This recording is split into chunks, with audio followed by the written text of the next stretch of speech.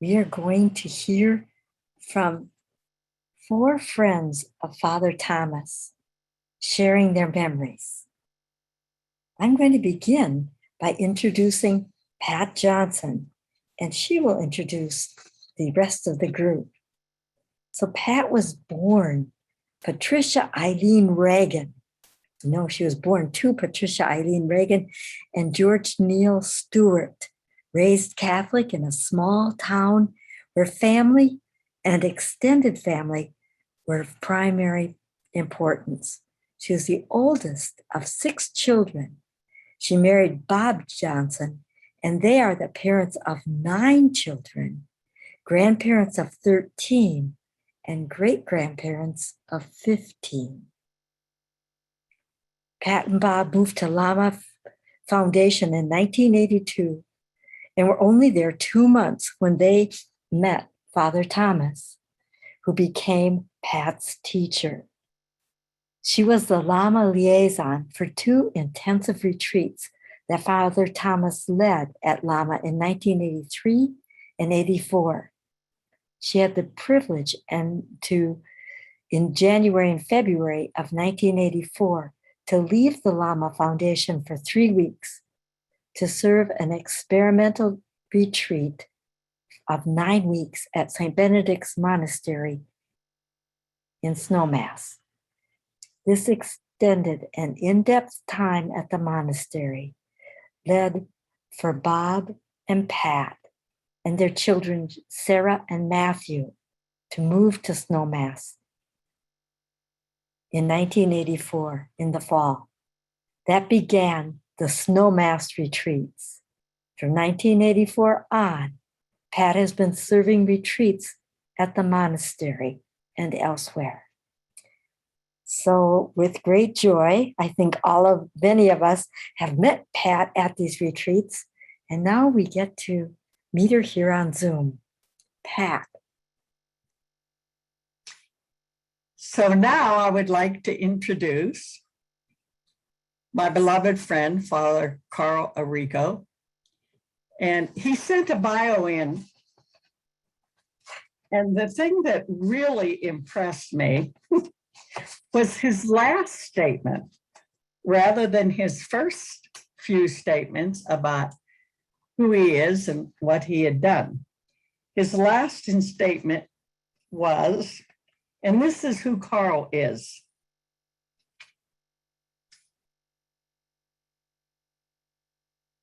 Contemplative outreach is a miracle of God's grace and the power of prayer. This is who our Carl is. He's also a priest of the Diocese of Newark, New Jersey. He also is one of the founding fathers of Contemplative Outreach.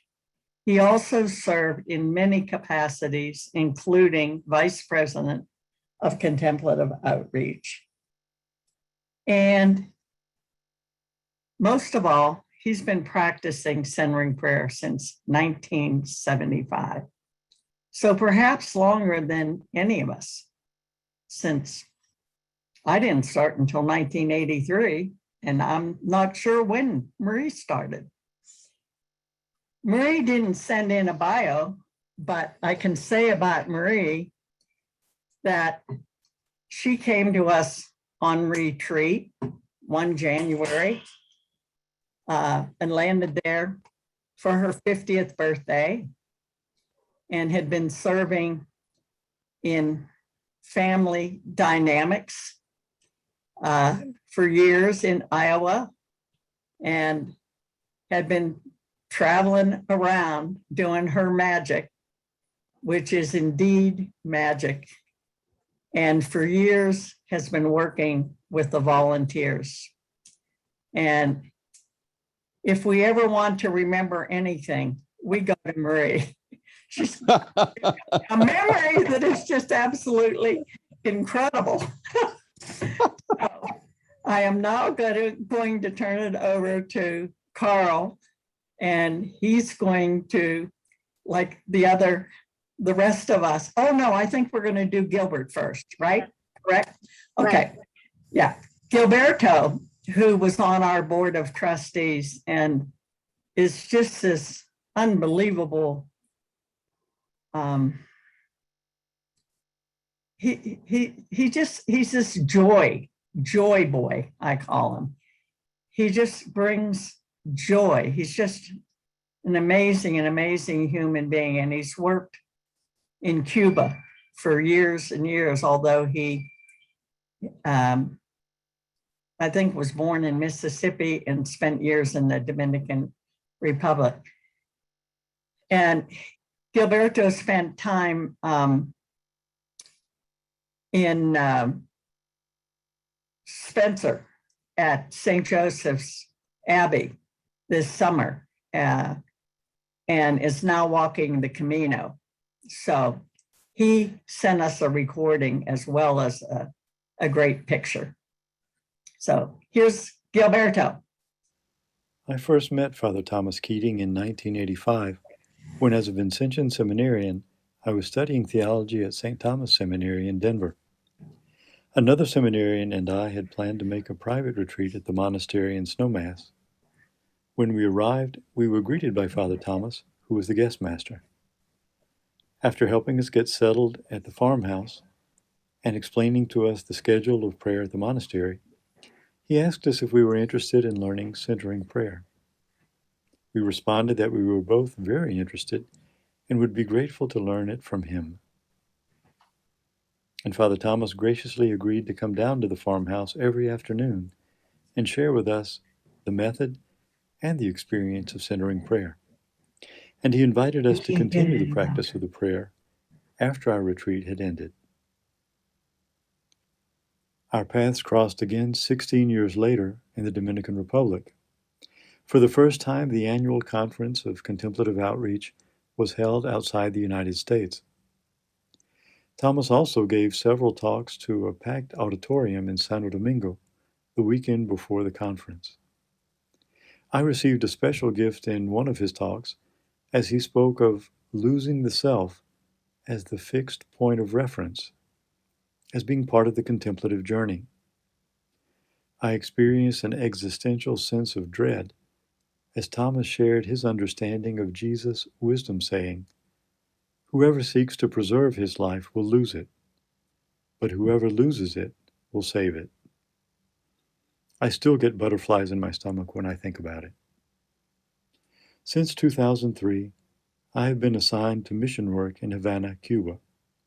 And certainly one of the highlights of my experience with Thomas was when he came to Havana for 2 days in March of 2006.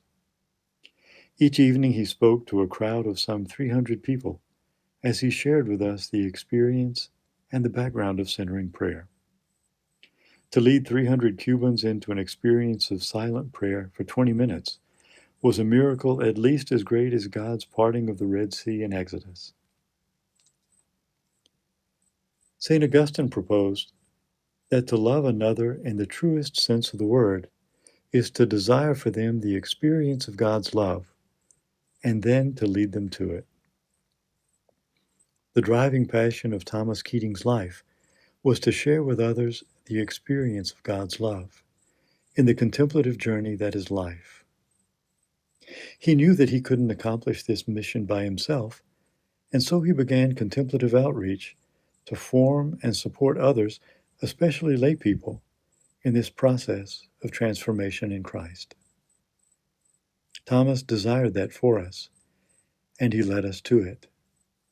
In that truest sense of the word, Thomas loved us. So now we turn it over to Father Carl. Well, thank you, Pat. I appreciate it. It's so good to be with my beloved Seer as we share memories of Father Thomas. I mean, I've known him, I guess, for 49 years. So I've watched him grow, and I've watched myself grow. And it's been a wonderful experience, really, to have that time with him. I have a number of points that I like to do in the 10 minutes that's allotted me, and I promise you that if someone gives me the signal, I will stop immediately, okay? I think of this passage from John, verse 7, chapter 7, verse 46. Never has a man spoken the way this man speaks. Never has a man spoken like this man speaks. And Gilberto's sharing reminded me of what happened at 9/11. And there was a little passage that Father Thomas put out as a statement right after 9/11 that I think was very powerful. I was in New York on September 11th. Listen to these words, okay?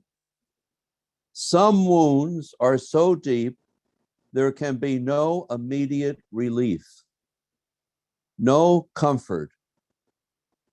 There may even be an ocean of grief extending in every direction and apparently endless.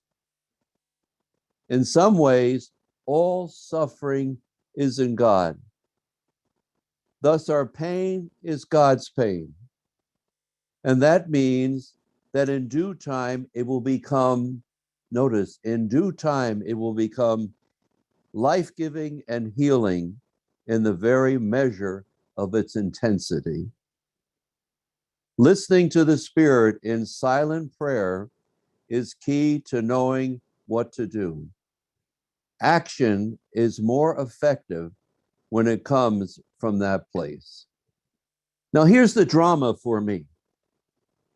Because we had scheduled, as Gilberto mentioned, in October of 2001, our annual conference in the Dominican Republic.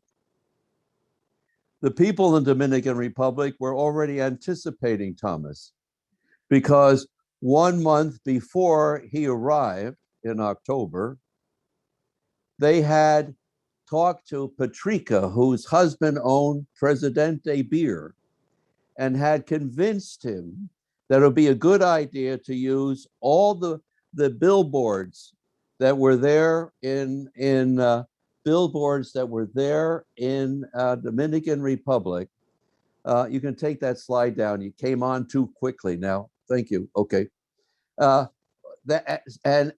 for 1 month, they saw, rather than a bottle of beer and an invitation to have a good drink, come see Father Thomas at these 2 locations. So you imagine, day after day, they're driving around and there's Father Thomas. God only knows what the billboard was before, okay? I'm not going to even go into that. But come see Father Thomas. And lo and behold, the question was, would he come? Well, I remember the board met and discussed it. And the main message that came across was, we were not going to allow negative energy to overcome positive energy. And Father Thomas used to always say, utmost violence is overcome by utmost charity. And we did it under his leadership. He encouraged us really to go. And there were 140 people who had signed up for the conference. 96 came the next month after 9/11 to celebrate the whole idea of out of silence can come a force that's strong enough to change violence into something that is not going to be a problem. And he came, and we all came. This is a slide of our opening session. Notice what it says, Contemplative Outreach International Meeting, October 10th to the 14th, 2001. Puerto Plata, Republic of Dominica. Notice the title, For a Global Transformation. And what's the title 20 years later here at our conference? A Global Embrace. And so the seeds were planted then and are blossoming now, thank goodness, really, through the power, really, of the Zoom and so on. But the beautiful point I like to make is the fact that we did it. the organization, the community of the Dominican Republic had the courage to go and make a statement that in a certain sense, we were not going to allow negative energy to change what we had intended to do. So we were at the conference. It was a wonderful hotel. We were well treated. Gail Fitzpatrick Hopper, the president, came up and everyone was laughing and cheering because she had on a Presidente sweatshirt on, which people who were there realized it was the beer, and she was the president, and there she was with the Presidente beer thing. Now, the funny thing about it is Father Thomas had such a good time. You always have a good time with the Dominican Republic people. They're just so wonderful and loving and hospitable. But one of the things that I got the biggest charge of is Father Thomas was walking around the hotel in his monk's outfit. And one of the most interesting sights, I don't know if you remember, was when he walked through the pool area. You want to see the look on the people bathing themselves then, where all of a sudden they looked up and here's this monk walking through them. I don't know if they did an examination of conscience or whatever else happened, but that was so funny to see Thomas feeling very comfortable in where he was. So I tell that story, the beauty of the people, the beauty of the outreach, the beauty of the opportunity really to feel strong enough to take a chance after what we experienced at 9/11. And 20 years after, here we are with a global embrace. The seeds were planted and they continue to grow with the intention of the board and so on. It's a wonderful experience. But Thomas had the courage to say, we're going to do it. We're going to do it. On this one occasion, I said to Father Thomas, would you like to see the Russian monument?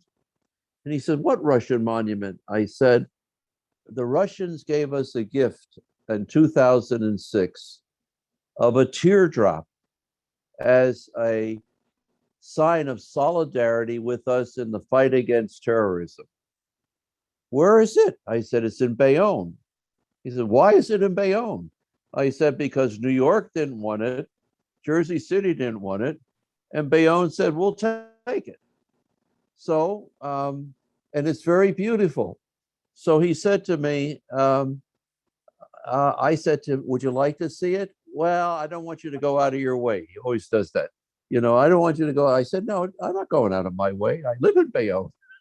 So I'll bring you there. We'll see it. And I'll bring it over to your sister, Anne, and we'll have a nice time together. Okay. So he goes and he sees this monument.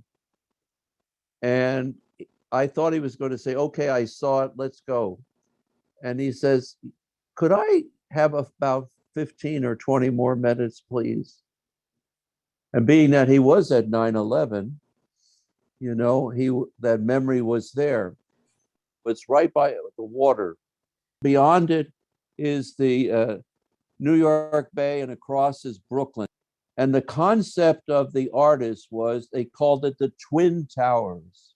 Mm. And the Twin Towers actually were split asunder.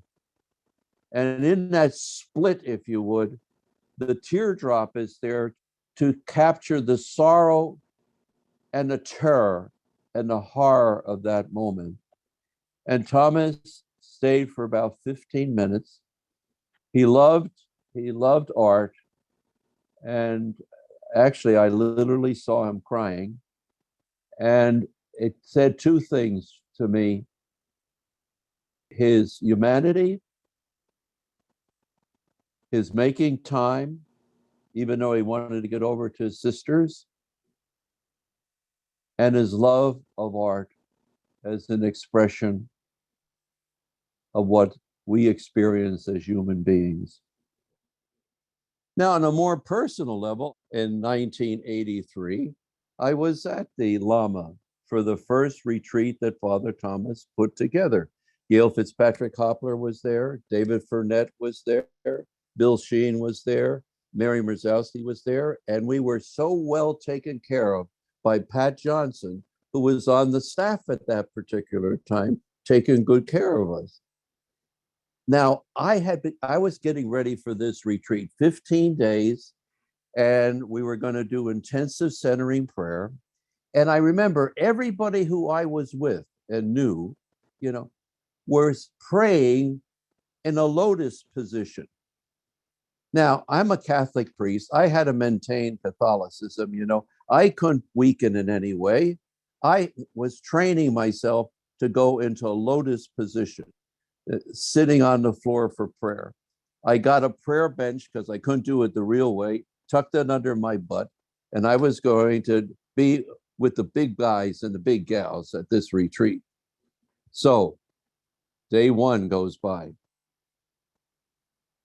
Day 2 goes by. Day 3 goes by, and I am in utter pain, absolute utter pain.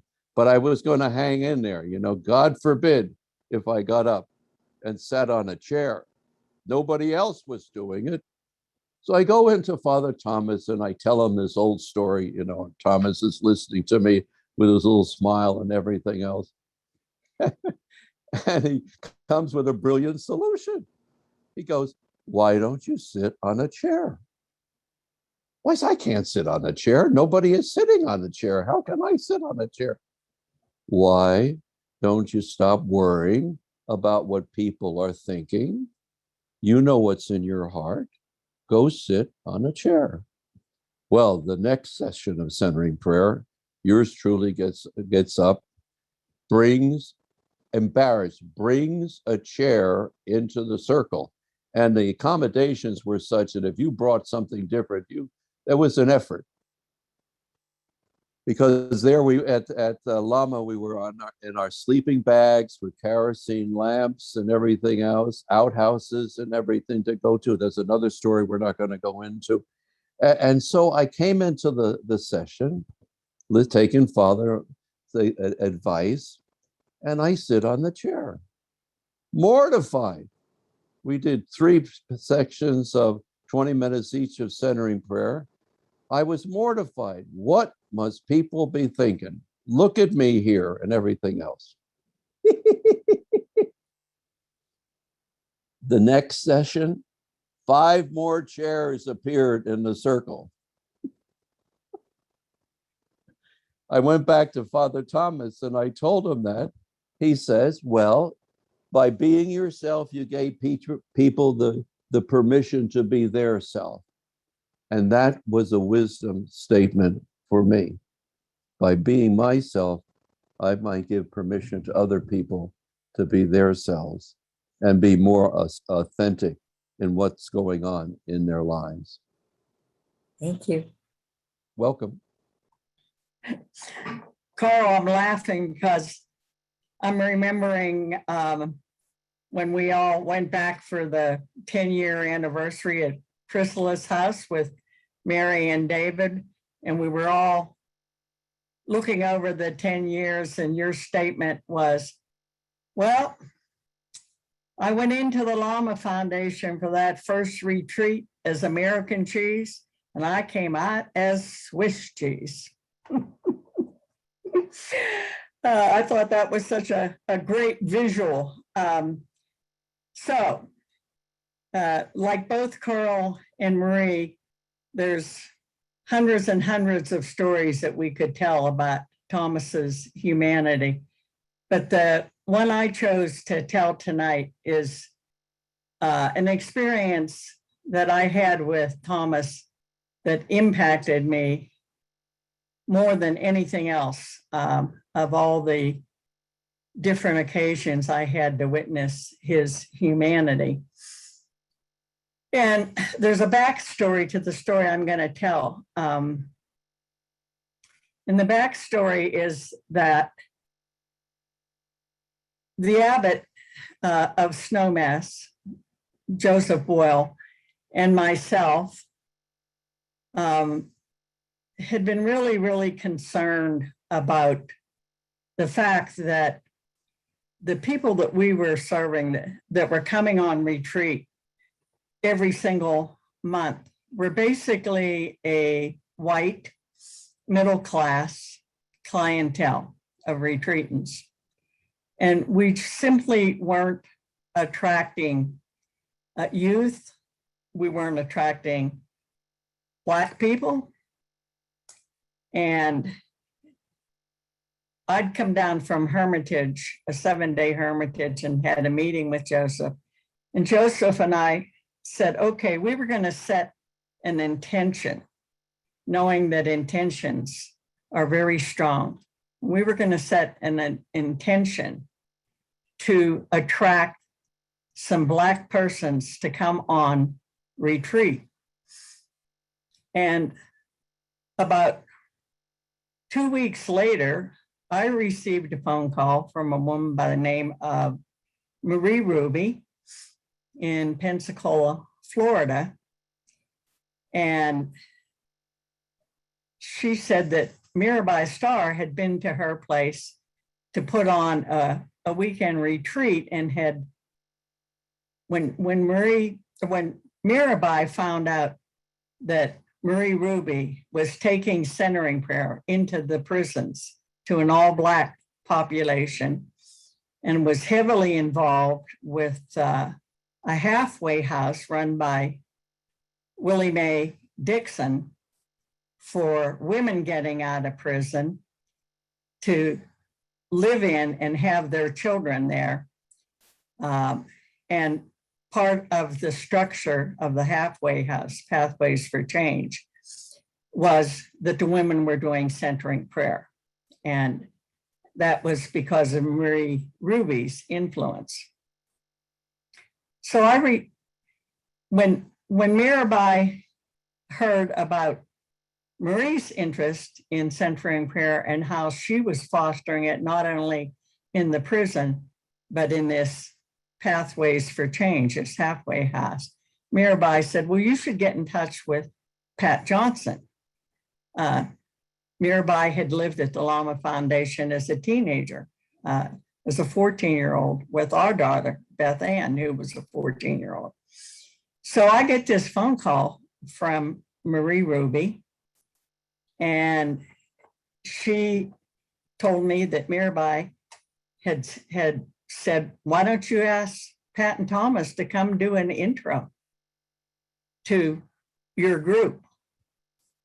So Marie proposed this to me, and there were a few caveats. Number one is that these people had no money for a retreat, and they couldn't take much time off work. They couldn't afford to take much time off work. So we were going to have to brainstorm to raise money to pay for the retreat. So Carol D. Marcellin and I got together, wrote a grant to the Trust for Meditation, and got it. And the grant money paid for almost the entire price of the Episcopal retreat center that was in Fairhopes, Alabama, which was right on the border of Pensacola, Florida. So everything was in place and the retreat dates were set. And Thomas got very ill with pneumonia and had maybe 3 or 4 bouts of pneumonia in a 6-week period. And the doctor said, you're grounded, no flying. You are not leaving the monastery. So Thomas had me cancel every single engagement that he had scheduled for that period of 3 months, except the retreat with the Marie Ruby organization, which was going to be 20 Black persons from 4 different denominations. Bishop Gerard, the Catholic bishop got to pick 5 people. The Episcopalian church got to pick 5 people. The evangelical church got to pick 5 people. And the Baptist people got to pick 5 people. And Thomas kept putting off, and I kept saying to him, Thomas, you know, you're not going to be able to do that retreat. You're going to have to cancel that reservation. He'd say, well, let's just wait and see. In the end, he convinced the abbot, because it was winter here and snowy and sunny and snowy, that going to Florida in the winter would be a very good idea because it'd be warm and he could walk and get strong. So Thomas and I prepared to go to Alabama. We got there and the weather was horrible. It was colder than here. Thomas was not feeling well. And even as he walked, I could tell he was doing pursed lip breathing as we were going through the airport and out of breath. So we made a deal that I would get the bishop and a few others to do the intro, and that he would sleep in the mornings, get up for lunch, and then have his question and answer with the people in the afternoon. And so this happened. There was myself and the bishop and a couple others that did the 4 sessions of the introductory.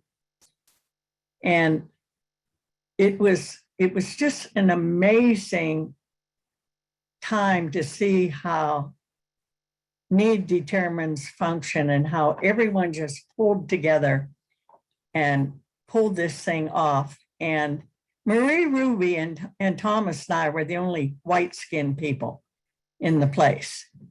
And there was no sense of a difference of color of skin at all in the camaraderie and the workings of this retreat. But at the closing, everyone,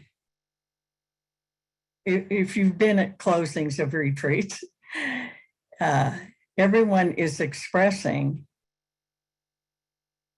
what they have, what their takeaway is going to be from the retreat. And Thomas listened to all of these statements. And then when it came his turn to speak, he said, I must ask for forgiveness for the years and years of oppression that my people have fostered on your people. And people, everything was silent in the room.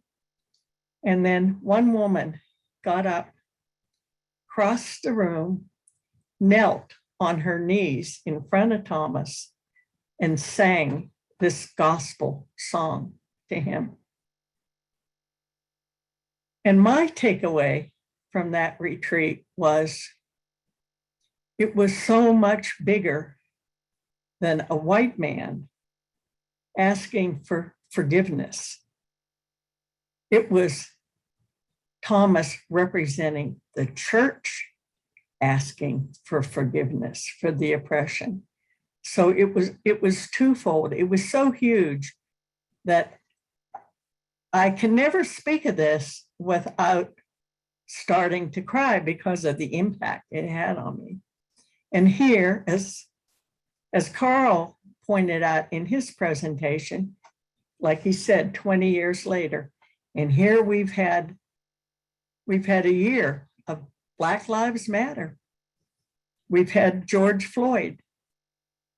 We've had everything that has come up. And Thomas was way ahead of his time. He's always been ahead of his time. So I only have that one story. But it is the Thomas's act of humanity that's impacted me most in all the years that I've had the honor and privilege of serving with him. And I turn it over to beloved Marie. Thank you, Pat, and thank you, Carl.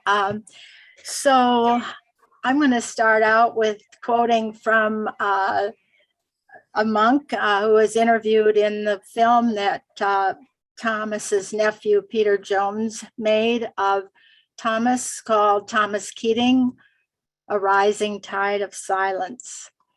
And one of the monks at Spencer was interviewed and asked to describe Thomas, and he said, "He's the real deal." And so Pat has sort of led into this, and it's a nice segue. And also with what Carl was sharing about the experiences that they had at Lama, that how Thomas took these people to the mountaintop, if you will, and began this wonderful, wonderful, phenomenal journey that we're all on. And so I wanted to kind of think about what Thomas has given us to carry on with and to support us over the years. And so there are lots of books and lots of videos and so on, but primarily he gave us the Spiritual Journey series. And those were his presentations at his first talks for the intensive, the 10-day centering prayer intensive retreats that he would give at Snowmass. And in about 1986, they videotaped these conferences so they could take the retreat on the road. So the retreats now are widespread because of these Spiritual Journey tapes. But the point I wanted to make about those are they're the very foundation for us. And Thomas was a storyteller, and this is about storytelling. This conference is kind of based on storytelling.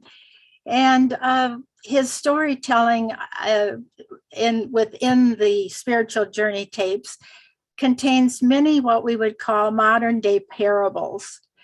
And his parables would speak to the human condition.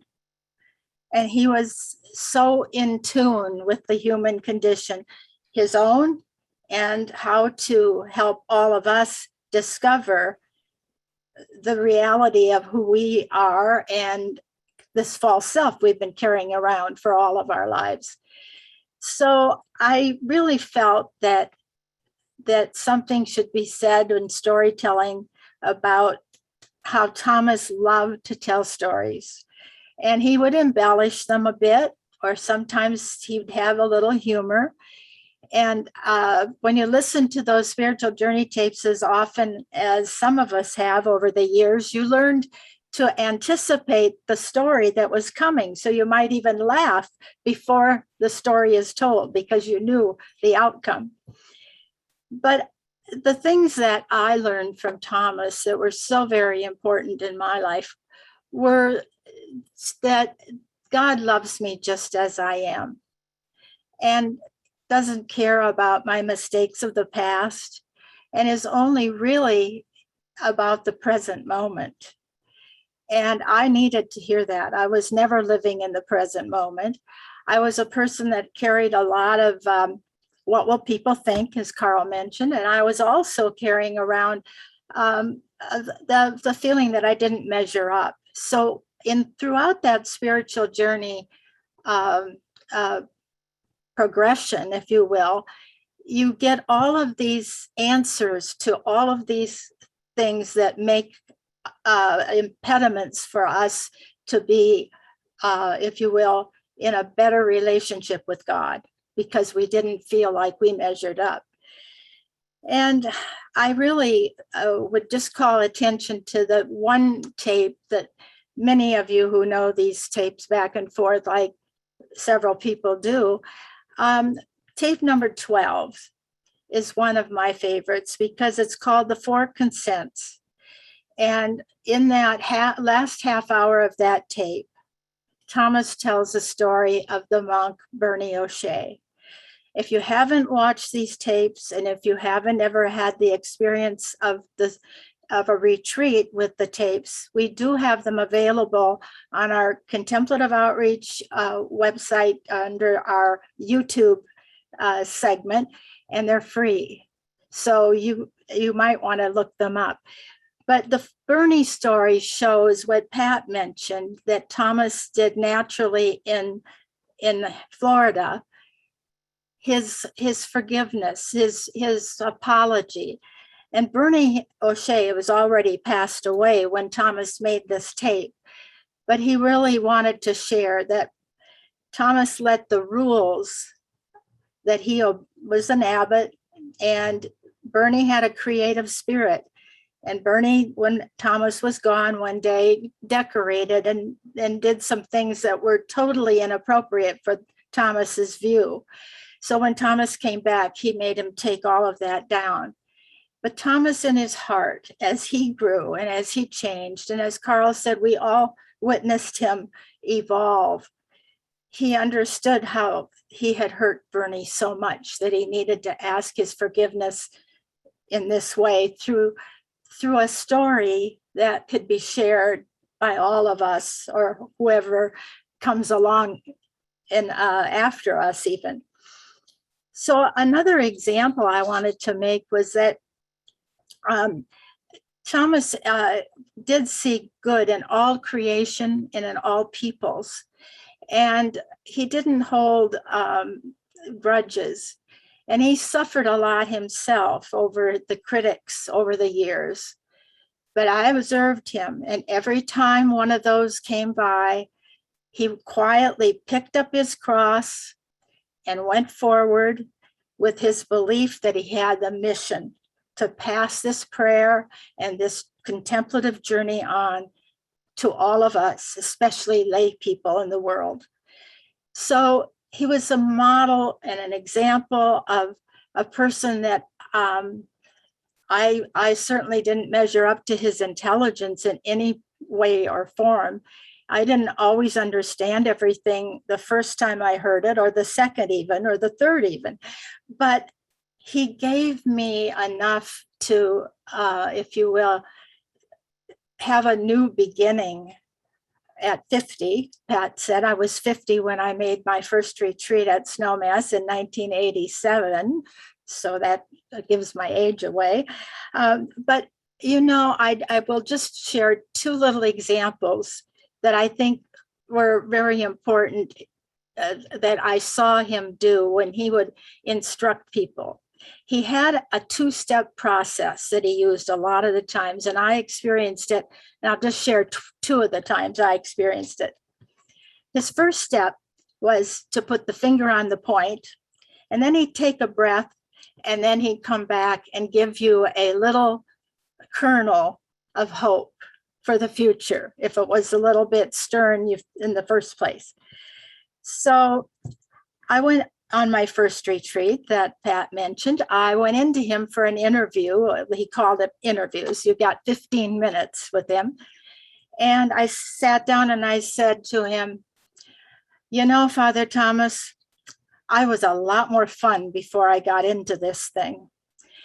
And he looked at me, and he didn't laugh at me or anything. He just looked at me and he said, well, you're probably a whole lot more honest now. Then he took a breath. And his second point, I wouldn't worry about it. You're going to be fun again. So that was an example of how he would put his finger on the point and then give you a little courage to go out and hang in there with this prayer. The second little example, Carol, do I have time for the second one? Are you nodding? Okay. So the second example was with the welcoming prayer. Thomas used to call together groups of about 15 or 20 and squeeze us all into the farmhouse at a Snowmass, because there wasn't any retreat house yet there. And he would call these issues, or there were just little times for to get together and take care of questions that were coming up so he could write his next book, probably. We didn't say that at the time. But anyway, we were having one of these meetings and we took a break. And the woman sitting next to me was Monica Freeman. And some of you may know her from the past. She was a wonderful woman who started the Living Flame program.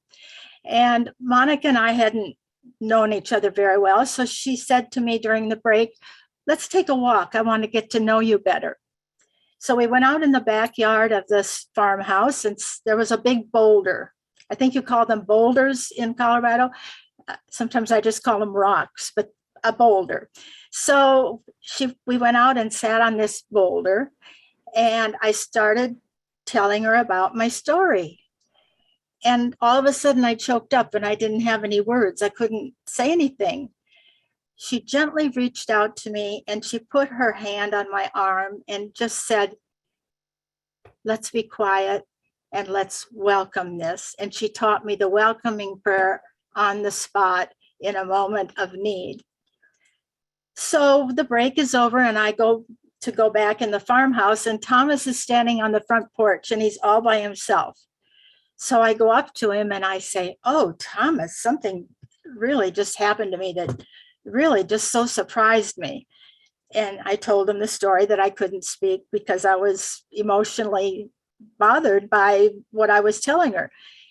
And he gently looked at me and said, where did you get the idea that because you dealt with that once, that it was going to be healed permanently? You may have a lot of work to do on that yet. Then he paused and he said, but you now have the tools to do it with, and you have the prayer. Wow. So my conclusion is he's the real deal. And we are so lucky to have had him in our lives and still to have him via the videos and the books and all the people now, all of you, all of the volunteers and all of the people yet to come who are going to pass this on and share the prayer as widely as possible. Another one of the quotes from the guidelines of the Vision, Carol. So thank you all very much. Can I make a comment? You may. You're a very famous person, you know, because you were on the retreat that they filmed the spiritual journey on, right? No, I was on the first retreat without Thomas. Oh, that's right. Before Thomas had broken his neck and was in the infirmary. That's right. We were the first experiment, though, and without him in person. Right. So you got to see the tapes for the first time. Yes. Thank you. I knew there was a very important moment that you were involved in there. Pat Johnson told me later, she didn't show it at the time, but she said the staff was really nervous about that retreat without Thomas being, remember, Pat? Yeah, for one thing, you know, it was like I went to visit Thomas in the hospital and I said, Thomas, we've got a full retreat in January. You know, what are we going to do? And he, yeah. What did he say? What did he say? Oh, well, the thing is that, you know, Grace Huffman had wanted to pay the 10 grand to have these things filmed. Right. And Anna Matheson and I had said, no way, you're not going to have a film crew in our meditation room. And Thomas kept persisting. And of course, Thomas got his way and Grace did also. And these films were made, you know, and this was in October that the films were made. January, we had to use them. So, but we had fought him. So when I went to the hospital, we can't do this retreat. And So he put his finger in his mouth like he did him. Well, we could use those tapes. But, it was a whole new beginning for us because It was. and It was. Thomas did everything. He would come down to do every mass, every conference, Right. every sit and talk with the retreatants. Right. That we were using the tape. The staff got thrown in to doing sits and talks. We had never done that. Right. So, it was a whole new formation for us.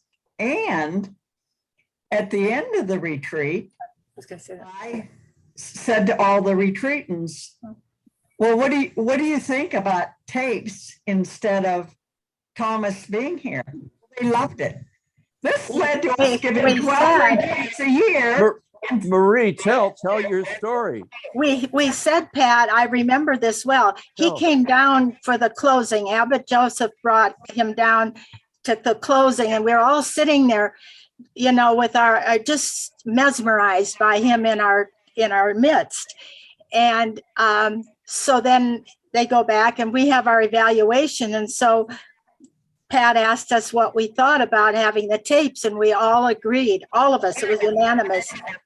We liked the tapes because we felt we listened to the content more because he wasn't there. We felt that we were too impressed by him. So the tapes worked, and they still do. Right. Well, and not only that, it meant, with Thomas doing everything, mass, 2 conferences, all the sits and talks, he had energy for 5 retreats a year. Right after that, we started doing 12 retreats a year. Right. And really serving the needs. Right. People wanted to come, Yep. So, Yep. It Carl? also gave us an opportunity to do the retreats outside of Outside. Snowmass. Right. That you didn't have to go to Snowmass, to hear Thomas and have the experience. And that's when it went on the road, it began to just multiply. right. Oh, I'm going to have to cut you off here. We'd love to spend the whole night listening to stories, but I think some people in New York are already ready to go to bed. Well, I'm in New York. Thank you. Thank you so much. It's a treasure.